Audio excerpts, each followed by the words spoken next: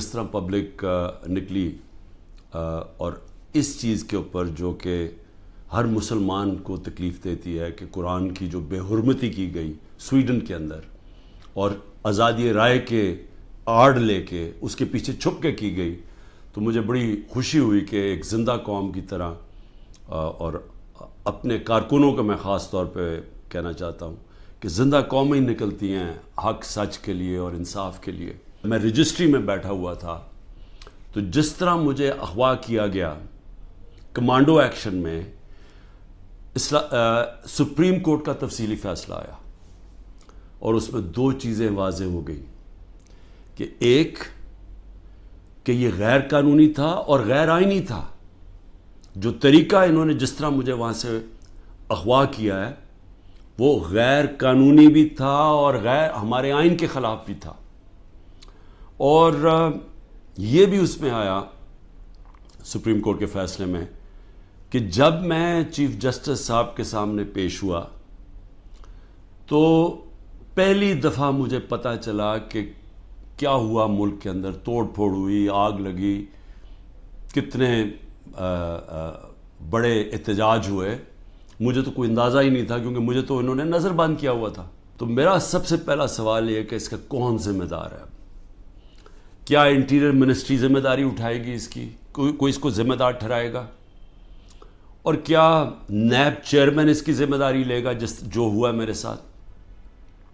اور میں اب اس سے آگے چلتا ہوں۔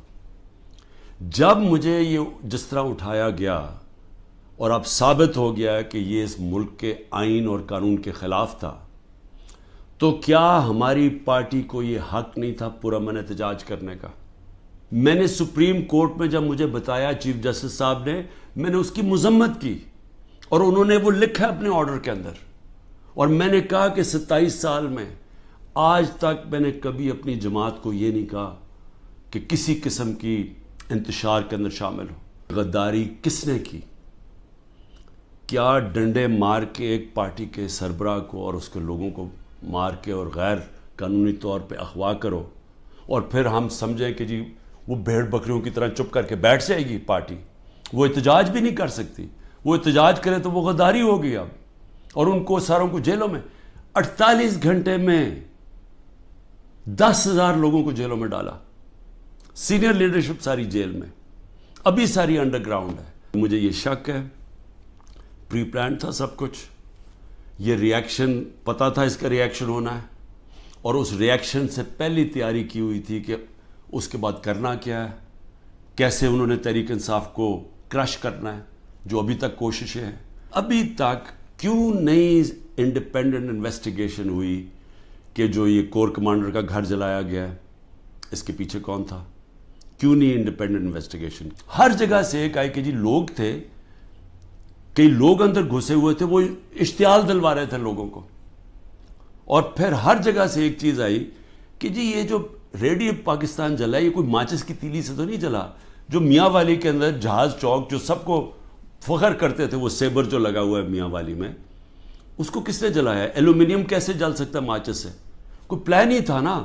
جو 16 لوگ شہید کیے گئے ہیں، اس کے علاوہ جو 3 لوگ، پہلے میں 2 سمجھ، 3 لوگوں کی ٹانگیں ضائع ہو گئی ہیں، ٹانگیں کٹ گئی گولیاں لگ کے، ایک پیرالائزڈ ہے، اس کی کمر میں گولی لگی ہے، وہ بستر پہ ہے، اور اس کے علاوہ 50 سے زیادہ لوگوں کو گولیاں لگی ہیں۔ اب میں یہ سوال پوچھتا ہوں، یہ کیا پاکستانی نہیں تھے؟ یہ انسان تھے نا، تو انسانوں کے تو حقوق ہوتے ہیں۔